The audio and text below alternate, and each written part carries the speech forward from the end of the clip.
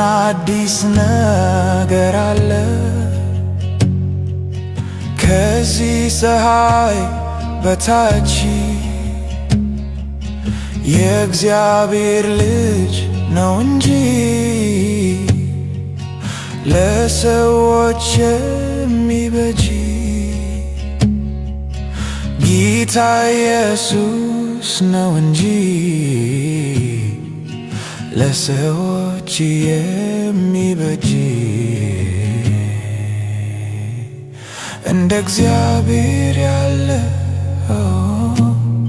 እንደ አምላኬ ያለ እገረማለሁኝ ማንም ስለሌለ